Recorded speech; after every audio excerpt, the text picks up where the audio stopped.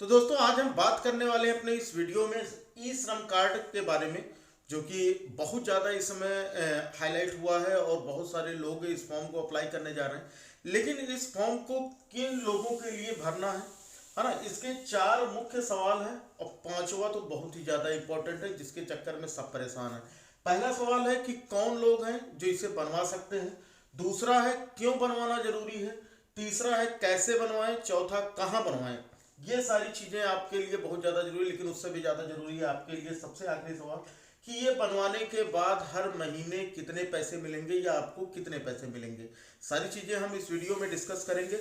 बस वीडियो में लास्ट तक बने रहिएगा। ये एजुकेशनल वीडियो तो नहीं है, लेकिन हाँ एजुकेशन से रिलेटेड जरूर है। ये किसी एकेडमिक के लिए नहीं, लेकिन हाँ जो गार्जियन है, बच्चों के काम करने वाले लोग हैं, उन लोगों के लिए बहुत ही इंपॉर्टेंट है। इसलिए वीडियो को जरूर देखिएगा।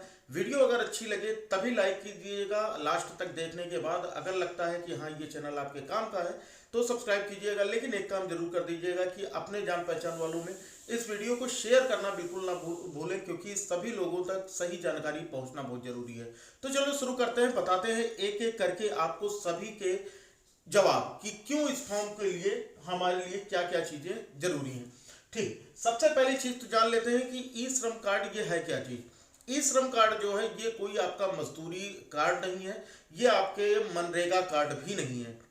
ई श्रम कार्ड जो है ये असंगठित श्रमिकों का एक डाटाबेस है। अब ये असंगठित श्रमिक कौन कौन से होते हैं? ऐसे श्रमिक जो अकेले काम करते हैं। अकेले काम करने का मतलब उनकी खुद की दुकान है, खुद का व्यवसाय है, बड़ा व्यवसाय ना हो, छोटा व्यवसाय है, छोटी दुकान है, जैसे वो मैकेनिक का काम करते हैं, मोची का काम करते हैं, नाई का काम करते हैं। ठीक है, इनका कोई संगठन नहीं है, इनका कोई ग्रुप नहीं है, इनको किसी संस्था से पैसा नहीं मिलता, इनको मंथली सैलरी नहीं मिलती। तो ऐसे लोगों के लिए ई श्रम कार्ड बहुत ज़्यादा जरूरी है। फिर बात आती है कि ऐसे लोगों को क्या मतलब, जो लोग किसी फैक्ट्री में काम कर रहे हैं उनके लिए नहीं सही है। नहीं, जो लोग किसी प्राइवेट फैक्ट्री में हैं, छोटे सब, तो उनके लिए चलो ठीक है। लेकिन अगर आप गवर्नमेंट में हो या आप किसी प्राइवेट कंपनी में हो जहां पर आपको सैलरी ज़्यादा मिलती है, तो आप ये फॉर्म अप्लाई नहीं कर सकते। ठीक है, पहली चीज़ ये हो गई। दूसरी बात क्या आती है कि जो बंदा खुद का दुकान कर रखा है, ठीक है, वो फॉर्म भर सकता है। एक मोची ये इसके श्रम कार्ड के लिए अप्लाई कर सकता है, एक नाई अप्लाई कर सकता है, एक बढ़ई अप्लाई कर सकता है। मतलब कोई सा भी आप ऐसा काम करते हो जिसमें आप अकेले खुद मेहनत कर रहे हो और आप खुद की कमाई से अपना खर्चा चला रहे हो, ऐसे लोगों के लिए ये बहुत ज़्यादा जरूरी है। क्यों जरूरी है ये भी जान लीजिए। इसलिए ज़्यादा जरूरी है क्योंकि ये एक डेटाबेस तैयार हो रहा है। इसमें जो चीज़ें आपके जो आपकी जानकारी इसमें ली जा रही है, उसमें सबसे पहली चीज़ तो आपका आधार कार्ड से सारी जानकारी उनको मिल जाएगी। और दूसरी चीज़, आप यहाँ पर करते क्या हो और आपके पास क्या कितनी क्वालिफिकेशन है, कितना आपने पढ़ रखा है, या आप जो काम करते हैं उस काम को आपने कहीं से सीखा है या खुद एक्वायर किया है, या उस काम को करने में आपको कितने साल का एक्सपीरियंस है। ये सारी चीज़ें आपके उस डेटाबेस में कलेक्ट की जाएंगी। उसके बाद अगर कुछ भी ऐसा कुछ होता है, सरकार की तरफ से कोई भी ऐसी योजना आती है कि जिसमें आप उस काम के लायक हो, तो वहां पर आपको अर्ध सरकारी या फिर आपको पार्ट टाइम जॉब या मानदेय के आधार पर आपको सरकार के द्वारा कुछ ना कुछ सुविधाएं मिल सकती हैं। ठीक है, रही बात दूसरी चीज कि अगर अभी जैसे 2 सालों में 2020-2021 कोविड का टाइम आया, कोविड के टाइम में हर बंदा परेशान था। हाँ, जॉब वाले तो ठीक थे, चलो उनकी सैलरी मिल रही थी, लेकिन जो बंदे खुद का काम कर रहे थे उनके पास तो सारा काम बंद हो गया।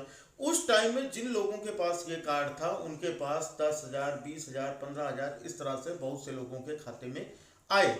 लेकिन जिन लोगों को जानकारी थी, ज़्यादातर लोगों को इसकी जानकारी नहीं थी, लेकिन अभी इसका कुछ ज़्यादा ही हाईलाइट हुआ है और काफ़ी लोग इसको इस चक्कर में बनवा रहे हैं कि इसमें आपको मंथली पैसे मिलेंगे। देखो, अगर कोई आपदा आ जाती है, कोई विपत्ति आ जाती है, तो आपको यहाँ पर लॉकडाउन में जो अगर कुछ होता है इस तरह का, तो उसमें आपको इसका फायदा मिल सकता है।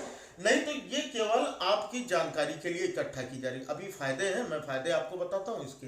दूसरी चीज ये है कि अगर आप किसी भी कारणवश है ना, किसी कारणवश ईश्वर न करे कि ऐसा हो, अगर जिसका भी ये श्रम कार्ड है उसकी मृत्यु हो जाती है तो उसके लिए 2 लाख का 2 लाख रुपए का इंश्योरेंस है, यानी जो भी उसने उसमें नॉमिनी बनाया होगा उसको 2 लाख का इंश्योरेंस मिलेगा।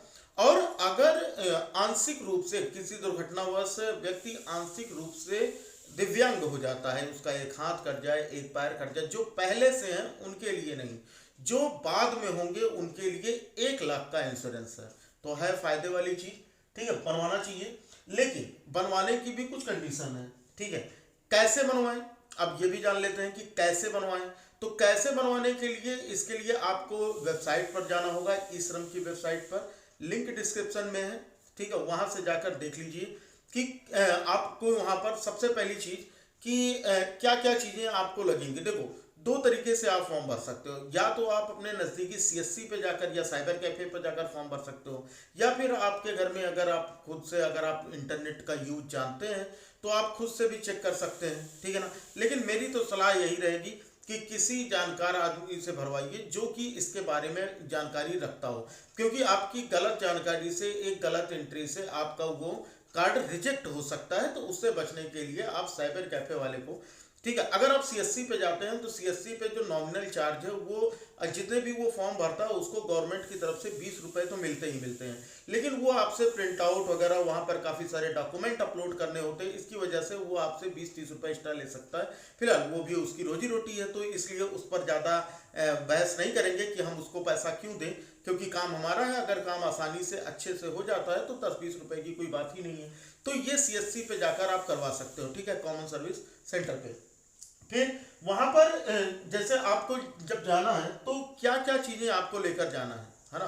देखो, कैसे बनवाएं तो आप मोबाइल से खुद से बना सकते हो, लेकिन जानकारी होगी तभी कीजिएगा, नहीं तो आप साइबर कैफे या सीएससी पे जाकर बनवाइएगा।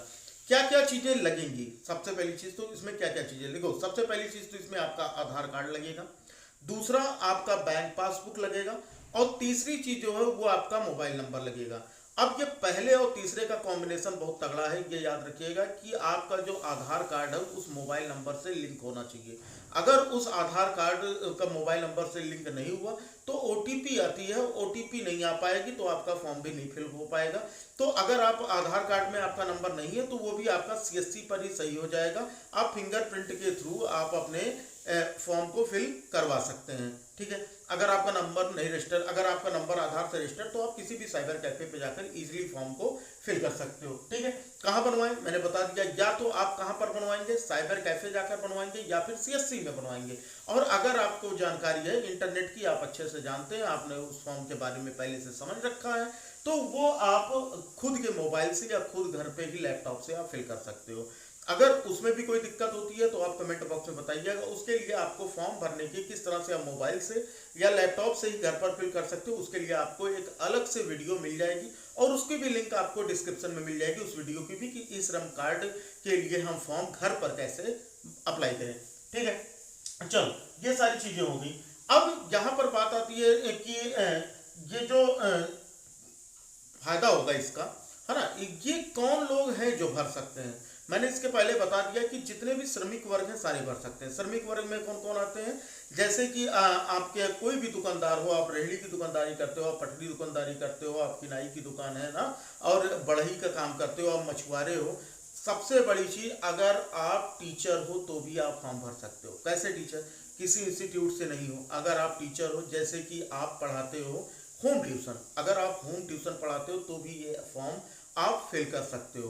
कौन ये फॉर्म फिल नहीं कर सकता, जो जिनके पास कोई भी हुनर नहीं है, जिनके पास कोई भी हुनर नहीं। मैंने देखा काफ़ी सारे लोग हैं जो ज़बरदस्ती फॉर्म फिल कर रहे हैं, ठीक है, उनको कोई फ़ायदा मिलने वाला नहीं है। मैंने फ़ायदे तो बता दिए आपको, तो नुकसान भी जान लीजिए इसके, क्योंकि मैंने कहा था कि मैं आपको फ़ायदे और नुकसान दोनों बताने वाला हूँ। तो जितने भी लोग इस फॉर्म को फिल कर रहे हैं उनके पास कुछ ना कुछ काम करने की उनके अंदर क्षमता होनी चाहिए। अगर आपके अंदर कोई क्षमता नहीं है, आपके पास कोई एक्सपीरियंस नहीं है, तो बिल्कुल भी बेकार है आपके लिए, क्योंकि आपको किसी भी उस तरह की सरकारी लाभ नहीं मिल पाएगा, क्योंकि आप तो उसमें फालतू का फॉर्म फिल कर रहे हो, आपको कुछ पता भी नहीं है। जैसे हाउस वाइफ हैं जिनको घर का काम किसी भी आज तक किसी भी बाहरी काम नहीं कर पाए हैं, वो लोग फॉर्म ये अप्लाई कर दे रहे हैं, ठीक है, तो उनके लिए कोई फायदा नहीं। दूसरी चीज क्या आती है, दूसरी चीज आती है ऐसे स्टूडेंट जो भी पढ़ाई कर रहे हैं, क्लास 10th में है, क्लास 12th में है, अगर वो पढ़ाई कर रहे हैं तो वो भी पैसे की लालच के चक्कर में कि उनको पैसे मिलेंगे, काफ़ी सारे लोग ये अफवाह फैला भी रहे हैं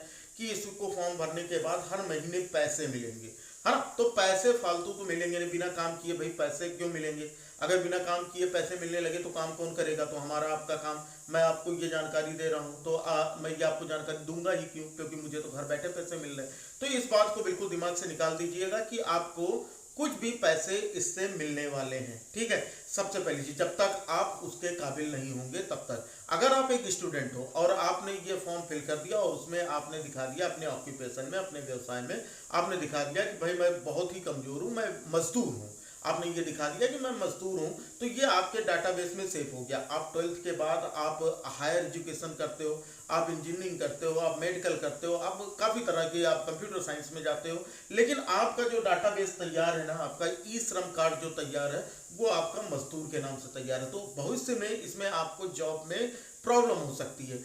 ई श्रम कार्ड का फायदा यह है कि अगर आपका एक बार कार्ड बन गया तो आप चाहे अपने प्रदेश में हो या फिर आप दूसरे प्रदेश में हो, वहां पर जाकर आपको अपनी पहचान के बारे में ज्यादा कुछ बताने की जरूरत नहीं है या फिर ज्यादा सोर्स लगाने की जरूरत नहीं, क्योंकि उस श्रम कार्ड पर आपके जो भी आपके मतलब काम करने की जो क्षमता, जो आप काम कर पाते हो, उसका एक्सपीरियंस क्या है, ये सारी चीजें पहले से ही मेंशन होती है। तो आप दूसरे राज्यों में, दूसरे स्टेट्स में भी जाकर आप वहां पर आसानी से काम कर सकते हो, ठीक है। तो ये काफी अच्छी चीज है।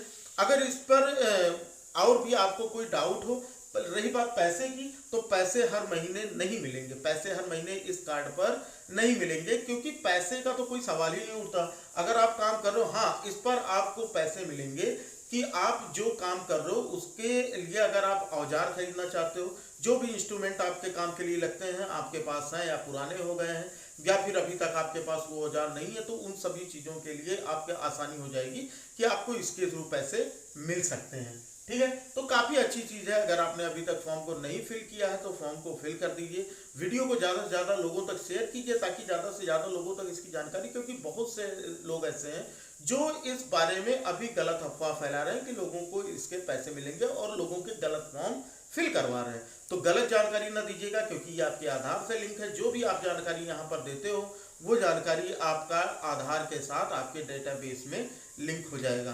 तो भविष्य में आपको दिक्कत हो सकती है, तो कृपया अपने थोड़े से फायदे के लिए या सेखी बगाड़ने के लिए किसी को दूसरे का नुकसान ना करवा दें।